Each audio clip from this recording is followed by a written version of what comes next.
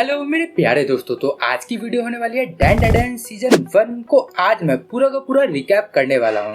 अगर आपने सीजन 1 नहीं देखा तो आप सीजन 2 डायरेक्टली देख सकते हो इस वीडियो के बाद, और अगर आपने देख लिया है तो एक बार दोबारा इस वीडियो को भी देख लेना ताकि आपका जो सीजन 1 है वो पूरा का पूरा रिकैप हो जाए। क्योंकि आपको कुछ याद नहीं रहेगा तो सीजन 2 देखने में तकलीफ होगी, तो वो तकलीफ आप झेलो ना, इसलिए मैंने ये वीडियो बना दिया है। और चिंता मत करना, सीजन 2 की भी वीडियो आएगी। तो अब बिना किसी तरीके इस वीडियो को स्टार्ट करता हूँ। शुरुआत में ये हम देखते हैं कि मोमो का उसके बॉयफ्रेंड के साथ झगड़ा हो जाता है और वहीं पर उसका ब्रेकअप भी हो जाता है। और फिर जो मोमो है ना, वो एक लोनली स्टूडेंट को बुली होने से बचाती है। और क्लास खत्म होने के बाद दोनों के दोनों एक ओकल्ट मैगजीन के बारे में बात करने लगते हैं। और उस लड़के का नाम बता दो, केन काताकुरा, मैं केन कह के बुलाऊंगा इसको। वहाँ पर दोनों के दोनों उस मैगजीन को लेके आर्गुमेंट में फंस जाते हैं। जो केन है वो एलियन के एग्जिस्टेंस में बिलीव करता है और मोमो सुपरनैचुरल एंटिटी में बिलीव करती है। वो दोनों ही अपने बिलीव को प्रूव करने के लिए चैलेंज करते हैं। तो मोमो एक अबैंडेंट हॉस्पिटल में जाती है एलियन को ढूंढने के लिए, और जो केन है उसका नाम मोमो ने ओकारुन रखा है, तो वो एक आइसोलेटेड टनल में जाता है एक स्पिरिट को ढूंढने के लिए। लेकिन वहाँ जाके दोनों के ही बिलीफ सच हो जाते हैं। ओकारुन के पास जब टर्बोग्रेनिंग नाम की एक स्पिरिट आती है और वो उसे पोजेस भी कर लेती है और उसे वहाँ पर कर्ज लग जाता है। और वहीं दूसरी तरफ मोमो को भी सर्पो नाम के एलियन किडनैप कर लेते हैं और वो लोग वहाँ पर क्लेम करते हैं कि वो मोमो के साथ मीटिंग एक्सपेरिमेंट करेंगे। मीटिंग का मतलब तो आप समझ ही गए होंगे। लेकिन तभी वहाँ पर ओकारुन को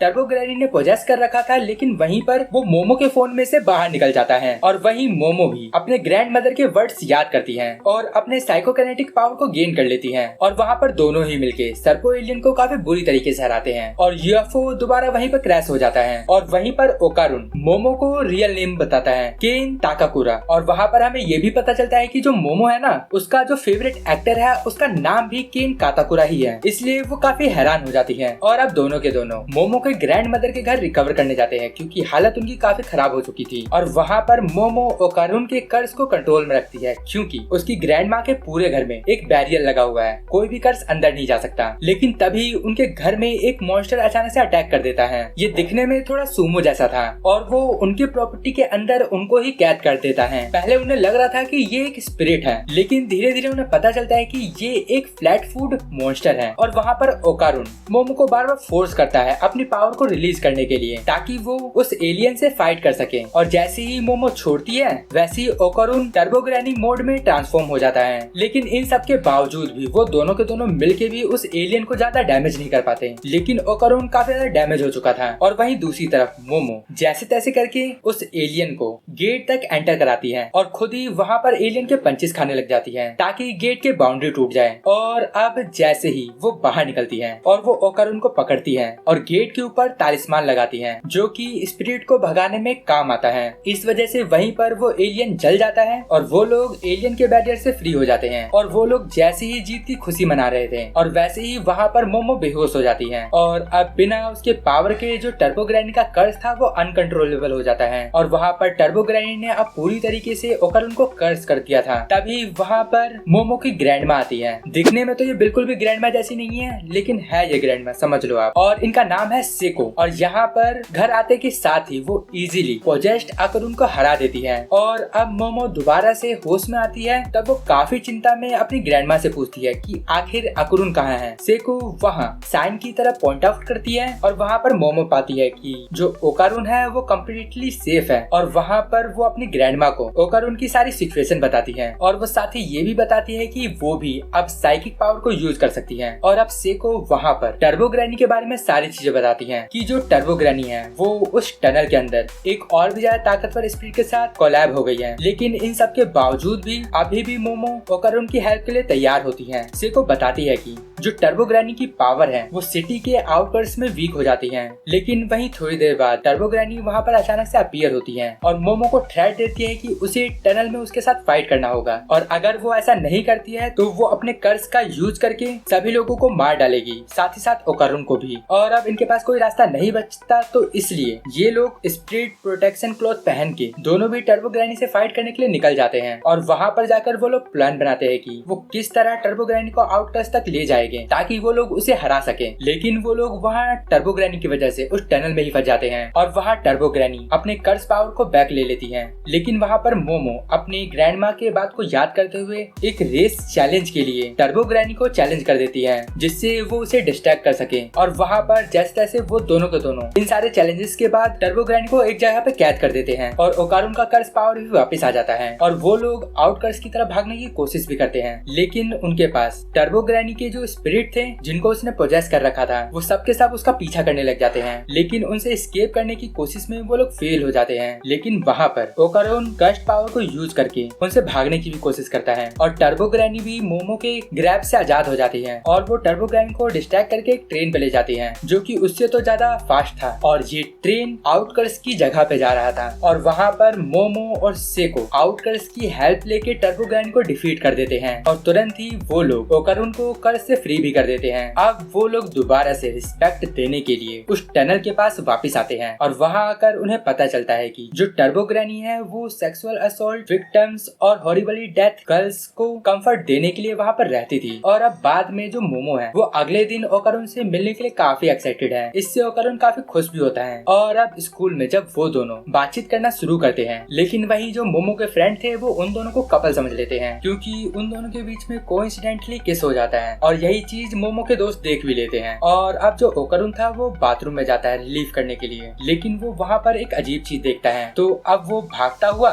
मोमो के क्लासरूम में आता है और उससे बात करने की पूछता है लेकिन मोमो उसे भगा देती है। और अब क्लास खत्म होने के बाद ओकारुन एक स्टूडेंट से टकराता है और उसे वो सॉरी भी बोलता है। लेकिन वो जो स्टूडेंट थी वो काफी फ्रेंडली हो रही थी हमारे ओकारुन के साथ। लेकिन वहाँ पर फिर बाद में मोमो सुनती है कि वो जो स्टूडेंट थी वो ओकारुन के पीठ पीछे मजाक उड़ा रही थी और अब गुस्से में मोमो एक टब उसके सर पे दे मारती है। और अब थोड़े समय बाद ही ओकारुन रिवील करता है कि टर्बो ग्रैनी को हराने के बाद उसका केला तो वापस आ गया लेकिन जो उसके बॉल्स है वही गायब हो गए हैं। और अब दोनों के दोनों सेको के पास भाग के जाते हैं और वहाँ पर सेको ओकारुन के ऊपर एक रिचुअल परफॉर्म करती है और मोमो उसके अंदर से एक स्पिरिट निकालती है जो कि पास के एक बिल्ली जैसे डॉल को पोजेस कर लेती है। और हमें पता चलता है कि अब इस बिल्ली के अंदर टर्बो ग्रैनी की कॉन्शियसनेस आ गई है और वो बताती है कि मैंने ही पहले ओकारुन को पोजेस किया था। और वहाँ पर हमें ये भी पता चलता है कि टर्बो ग्रैनी ने अभी उसे पोजेस नहीं कर रखा है लेकिन तब भी वो अपने टर्बो ग्रैनी वाले फॉर्म में वापस आ सकता है, मतलब कि ट्रांसफॉर्म कर सकता है और उसकी पावर भी यूज कर सकता है। काश ऐसा मेरे साथ भी हो जाए लेकिन गोटे गायब नहीं होने चाहिए। और अब इन सारी चीज को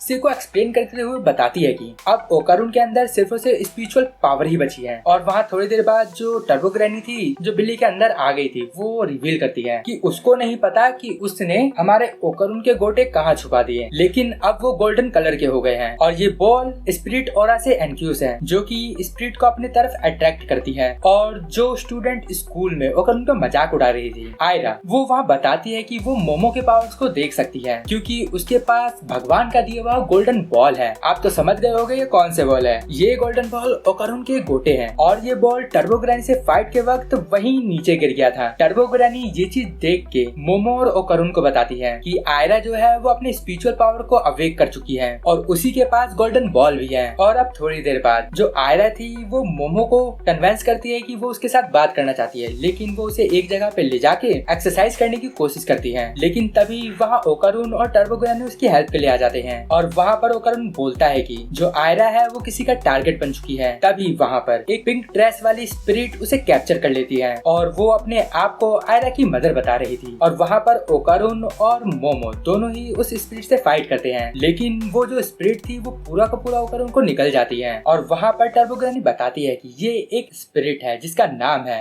एक्रोबैटिक सिल्की। और अब वहाँ पर जब आयरा उसे मॉन्स्टर बोलती है तो ये जो सिल्की है वो उसे भी निकल जाती है और साथ ही साथ वहाँ पे मोमो को भी निकल जाती है। लेकिन तभी अचानक से वो अंदर से जलने लग जाती है क्योंकि ग्रैनी के आइडिया को यूज करके मोमो ने सिल्की के बाल जला दिए थे और इस वजह से वो तीनों की तीनों उसके अंदर से फ्री हो जाते हैं। और मोमो और ओकारुन दोनों ही सिल्की को डिस्ट्रैक्ट करते हैं ताकि उन्हें टाइम मिले और उसे हरा सके। और वो लोग आयरा से गोल्डन बॉल को ले लेते हैं लेकिन वहाँ पर वो दोनों के दोनों रियलाइज करते हैं कि जो आयरा है वो मरने की कंडीशन पे पहुंच चुकी है क्योंकि वो एक आम इंसान थी और वो दोनों के पास सुपर पावर्स थे। इस वजह से जो आयरा है वो स्पिरिट के पावर को हैंडल नहीं कर पाई। ये देख के एक्रोबैटिक सिल्की ऑफर करती है कि आयरा को बचाने के लिए वो अपना पूरा जो भी बचा हुआ ऑरा है वो उसके अंदर ट्रांसफॉर्म कर देगी। मोमो वहाँ पर दोनों के ऑरा को कनेक्ट करती है और वो एक्रोबेटिक सिल्की का पास्ट देखती है। वहाँ पता चलता है कि वो एक सिंगल मदर थी जो कि जॉब करती थी इंक्लूडिंग प्रोस्टिट्यूशन, और वो ये सारी चीजें करती थी अपनी डॉटर को सपोर्ट करने के लिए और साथ ही साथ लोन चुकाने के लिए भी। लेकिन एक बार लोन वाले लोग उनके घर आते हैं और उसको सेक्सुअली असोल्ट करते हैं और उसकी डॉटर को किडनैप भी कर लेता है, और इन सभी इवेंट की वजह से उस औरत को सुसाइड करना पड़ता है। थोड़े समय तक उसकी स्पिरिट भटकती रहती है और एक दिन यंग आयरा जो कि अपने मदर के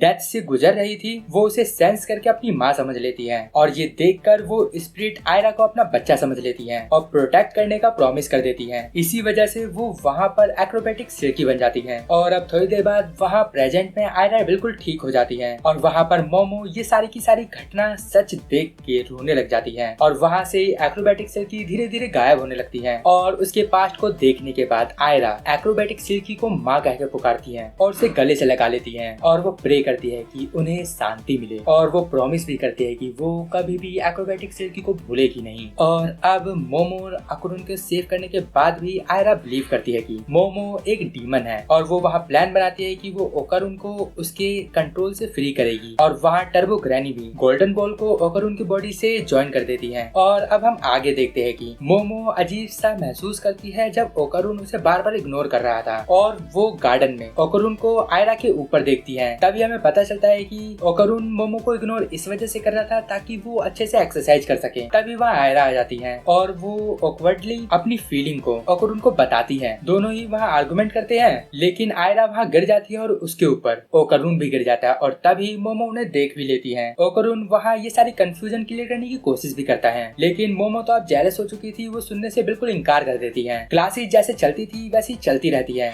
लेकिन तभी ओकरुन नोटिस करता है कि पूरा स्कूल डूबता जा रहा है और जो उसके क्लासमेट है वो गायब होते जा रहे हैं। और वो जल्द ही आयरा से मिलता है और वो वहाँ रीजन भी बताता है कि लगता है कि हम लोग स्कूल के अंदर ट्रैप हो चुके हैं, जैसा वो फ्लैट फुट मॉन्स्टर के फाइट के वक्त हो गया था। और वहीं दूसरी तरफ मोमो एक गॉडजिला जैसे मॉन्स्टर से छुपने लगती है और वहीं पर ओकरुन और आयरा मेंटा जैसे दिखने वाले एलियन से फाइट करते हैं और सर्फो एलियन भी वहाँ वापस आ जाते हैं। वो लोग ओकरुन को पकड़ भी लेते हैं और आयरा को मार पीट के अलग कर देते हैं। और अब वो लोग जब ओकरुन के ऊपर एक्सपेरिमेंट प्लान करते हैं, आयरा वहीं पर एक्रोबेटिक सिल्की के पावर्स को अवेकन कर लेती है और सर्पो एलियन से वहाँ पर हार्म होने से बचा लेती है। और आयरा वहाँ पर श्रिम्प और सर्पो एलियन के साथ फाइट करने लगती है और वहाँ पर नेकेड ओकरुन उनके साथ फाइट के लिए ज्वाइन करता है। तभी वहाँ मोमो भी आ जाती है और वो लोग सर्पो कंट्रोल मेंटिस को डिफीट कर देते हैं। और अब वहाँ पर सबके सब अलर्ट हो जाते हैं कि जब रिएम वाटर में ट्रांसफॉर्म हो जाता है और वो जो गॉडजिला जैसा मॉन्स्टर था, ओकरुन उसे नेसिका नाम से रिकॉग्नाइज करता है। धीरे धीरे वो सर्पो एलियंस को मार डालता है और मेंटिस भी पानी वाले एनवायरनमेंट में और भी ज्यादा स्ट्रॉन्ग हो जाता है और आयरा को केओ कर देता है, मतलब कि वहीं पर मार के बेहोश कर देता है। और मोमो और ओकरुन इस चीज से काफी पैनिक हो जाते हैं और वहाँ पर ओकरुन मोमो से रिक्वेस्ट करता है कि वो समझे और वो अपनी बातें बताए कि जो वो महसूस कर रही है। और अब वो दोनों मिलके आयरा को रेस्क्यू करते हैं और एलियन से एस्केप करने लग जाते हैं। और वहाँ पर मोमो और आयरा अपने कपड़े खोल देते हैं। सिर्फ उस समय वो लोग अपने अंडर गारमेंट्स में ही थे ताकि वो पानी का वेट होल्ड ना कर सके और वो डूबे ना। और वहीं एक सर्पो एलियन नेसी और मेंटस के साथ मर्ज हो जाता है और वहाँ पर मोमो और उसके दोस्त शुरुआत में तो उस एलियन से फाइट करने में काफी ज्यादा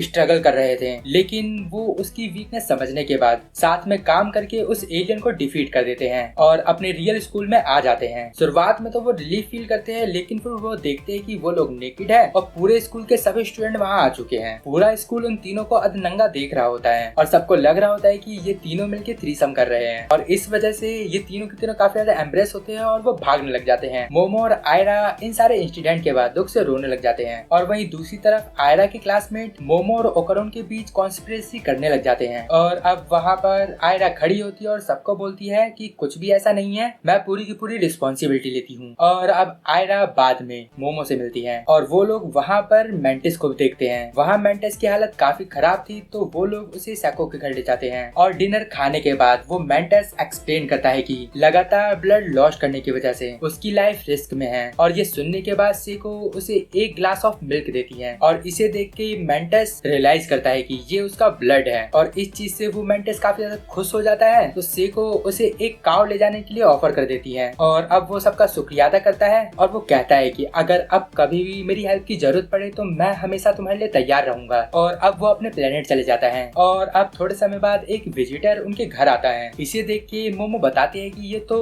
जीजी है और वहाँ पर वो रिवील करते हैं कि ये जो जीजी है ये मोमो का चाइल्डहुड फ्रेंड है और यही उसका पहला प्यार भी है। ये चीज से ओकरुन काफी ज्यादा शॉक्ड हो जाता है। सेको बताती है कि जीजी कुछ दिन उनके साथ रहेगा। जीजी वहाँ बाद में मोमो को एक्सप्लेन करता है उसके जो पेरेंट्स है वो सुपरनैचुरल चीजों के विक्टिम बन चुके हैं और यहाँ पर वो मोमो के पास और सेको के पास भी काफी सारे स्पिरिट का मीडियम लेके आया हुआ है। और अब जब जीजी ओकरुन के स्कूल में ट्रांसफॉर्म होता है, ओकरुन वहाँ पर काफी ज्यादा जेलस फील कर रहा होता है और मोमो और जीजी के बॉन्डिंग की वजह से ओकरुन फील करता है कि अब वो मोमो से रिश्ता तोड़ देगा अगर वो दोबारा जीजी के साथ डेटिंग स्टार्ट करती है। और अब जब वो एक बार मोमो और जीजी से एक बार अलग होता है, एक स्केलेटन लाइक स्ट्रक्चर से मिलता है जिसका नाम तारो है जो कि कहीं भाग के जा रहा होता है, तो वो दोबारा से तुरंत ही मोमो को कॉल करता है और मोमो वहाँ नोटिस करती है कि तारो के टांगों के बीच में एक शाइनी ऑब्जेक्ट है और वो अज्यूम करते हैं कि ये ओकरुन के बॉल्स हो गए और अब वो तीनों के तीनों पूरे सिटी के अंदर उसे चेज करने लग जाते हैं और वहाँ वो लोग उसे जंक यार्ड तक फॉलो करते हैं और वहाँ पर तारो एक और मॉडल से मिलता है जिसका नाम हाना है और वहाँ पर उन्हें पता चलता है कि तारो हाना से बहुत ज्यादा प्यार करता है। इस वजह से ओकरुन काफी ज्यादा इंस्पायर हो जाता है और अब वो लोग वहाँ रियलाइज करते हैं कि वो लोग जिसे गोल्डन बॉल समझ रहे थे वो बस एक छोटा सा क्रिसमस का ऑब्जेक्ट था। और इस वजह से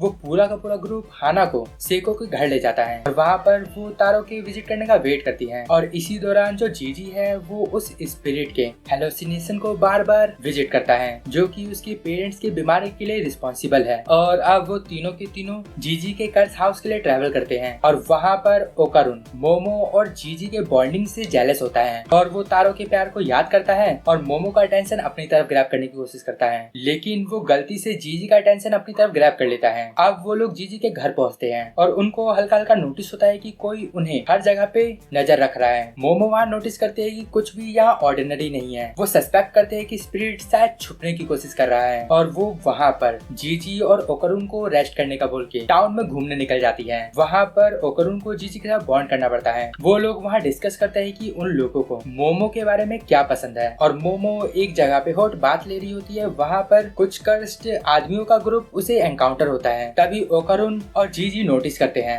जीजी के घर में एक एक्स्ट्रा रूम है और वहाँ का वॉल तोड़ने के बाद वो लोग डिस्कवर करते हैं पूरा का पूरा रूम तालिस्मान से भरा हुआ है। और यहीं इस सस्पेंस के साथ डान डेडन का सीजन 1 एंड हो जाता है और अब सीजन 2 भी आ चुका है। तो आप चिंता मत करना, डेली बेसिस पे मैं उसके एपिसोड भी कवर कर दूंगा। तो वो सब देखने के लिए इस चैनल को सब्सक्राइब कर लो और बेल आइकन को जरूर दबा देना। और अगर आपको वीडियो में कुछ भी अच्छा लगा हो तो ये जो लाइक का बटन ना उसे दबा दो और एक प्यारा सा कमेंट नीचे कर देना। इससे मेरी ये जो वीडियो बनाने की मेहनत है वो सफल हो जाएगी। और अगर आपको वीडियो कुछ ज्यादा ही अच्छी लगी है तो अपने दोस्तों में भी शेयर कर देना। तो अभी के लिए बस इतना ही। तो अब मैं मिलता हूँ आपको अगली वीडियो में, तब तक के लिए गुड बाय, sayonara।